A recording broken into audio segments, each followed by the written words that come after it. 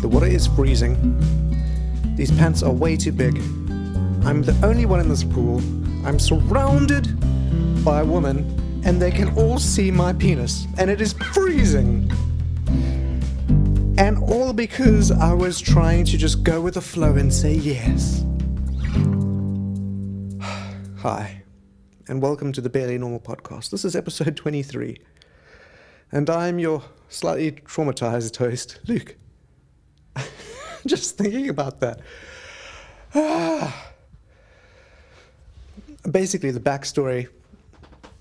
Oh, I just thought about something else. No! Okay, so the backstory is I used to surf ages ago. I got back into it recently, but I used to surf mainly because my friends surfed, and this one girl that I liked in particular, she surfed. So I surfed. And I went to my friend's house to go surf or find out about the waves, and he said, cool, man, we just have to, my mom's going to give us a ride, because, you know, we're kids. And this is an old story, by the way. Hopefully. And, yeah, we're just, mom's going to give us a ride, and, yeah, we're just going to stop off at the pastor's house. So I'm like, cool, no worries. Hop in the car, we go to the pastor's house. Pastor is this like one of the pastor's wives, lovely lady. I've known her for years, like all amazing. The house is just filled with some ladies group. And my friend kind of disappears somewhere, and the pastor lady comes to me and says, hi Luke, how are you doing? And engages me in conversation. I'm kind of like, I feel a bit awkward just being there, you know, like I wanted to go surfing. She's like, would you like to go for a swim? And I thought, yeah, sure.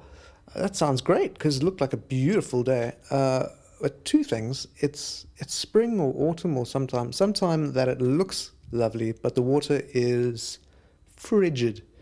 And the second thing is that I don't have anything to swim in. So she says, oh, don't worry, my son has, I'm sure. And, well, her son is a 6'4" underwear model type person at the time. And I am not. And, yeah. Suffice to say, yeah, and I got into this freezing water. I was the only person in the pool, and now I had to at least like make one lap.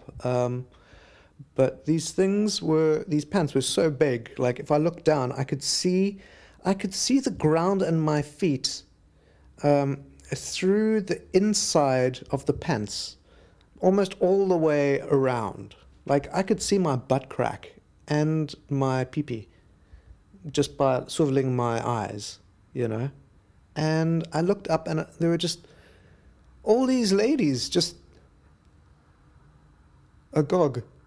And just when I thought it couldn't get worse, the owner of said swimming trunks walks in. And this dude is properly like an Adonis. But he's a massive jock as well. I don't know. And yeah, like very cool guy, but like very imposing dude. What's the guy from the Twilight movies? Like the dude is kind of like that. Yeah, definitely undercover narc or something. If you just come to the school. But he comes in and he's like, oh, nice pants. And, yeah, like stares me down because I'm wearing his pants without underpants. Because I was going to go swimming and I didn't want to get my underpants wet because then my jeans would get wet. And I didn't want to sit in a wet car and make my friend's mom's car seat wet. So I was just trying to go with the flow and, you know, be likable. I suppose it comes down to incentives, you know, like that was my incentive. to go with the flow, and just be likable, to make this process go by as quickly as possible, to just, yes, sure, let me get in this pool. And her incentive, my pastor's wife or whatever, was, to make me feel comfortable and make me feel included. And, my friend wasn't anywhere to be seen, and I was just this one dude in the middle of this throng of middle-aged women.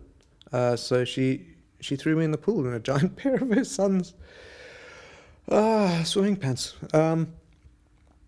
Yeah. And I suppose they were incentivized to keep me entertained or something. So to make me feel welcomed. Which, yeah. Huh.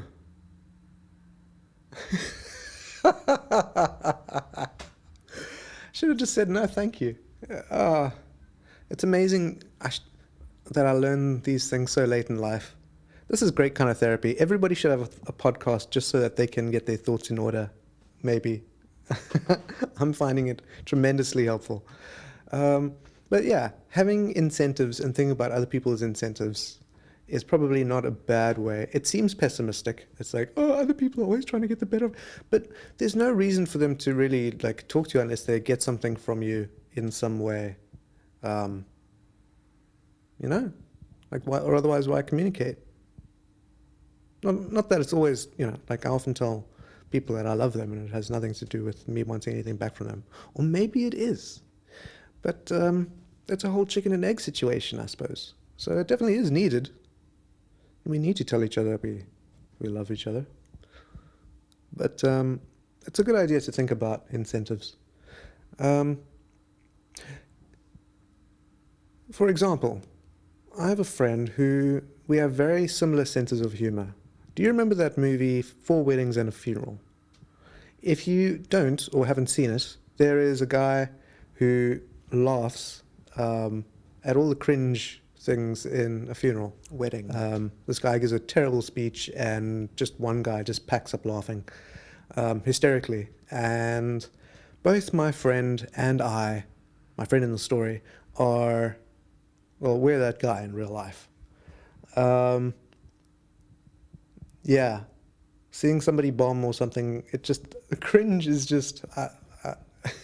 I think the motor neurons just fire and I feel so much empathy that I can't help but laugh and just want to hold them, But I don't know his incentives, but yeah, we find the same things funny. So I should not have asked him, in retrospect, for advice about,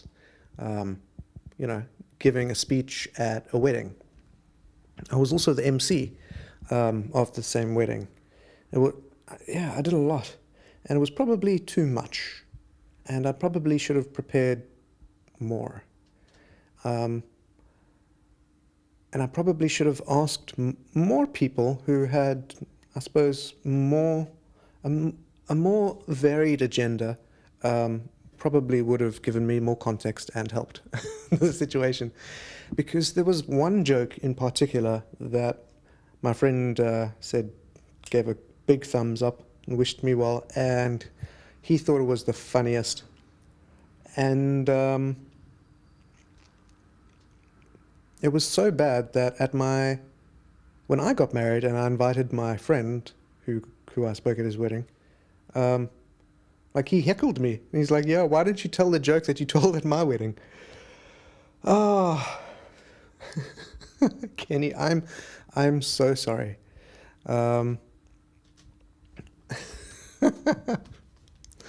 And to make matters worse, the venue wasn't that great for acoustics, so not everybody could see me and not everybody could hear me. So after I told the poor joke, everybody had to disseminate what I had just said, and then there was only one person laughing. It was so bad. But I suppose now I have to tell you. It was along the lines of, now I've mentioned Kenny, so I might as well say how I said it in the thing. So imagine, somebody's wedding, my good friend Kenneth.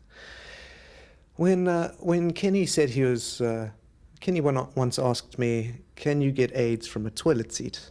And I said, "Well, it depends if the guy has gotten off it yet." And there was silence, except for my other friend hosing himself with laughter. And then people asking, what? Oh, no, he says this. Oh. Oh.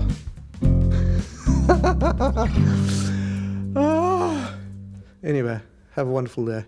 Judge people's incentives. And love you a lot. Bye.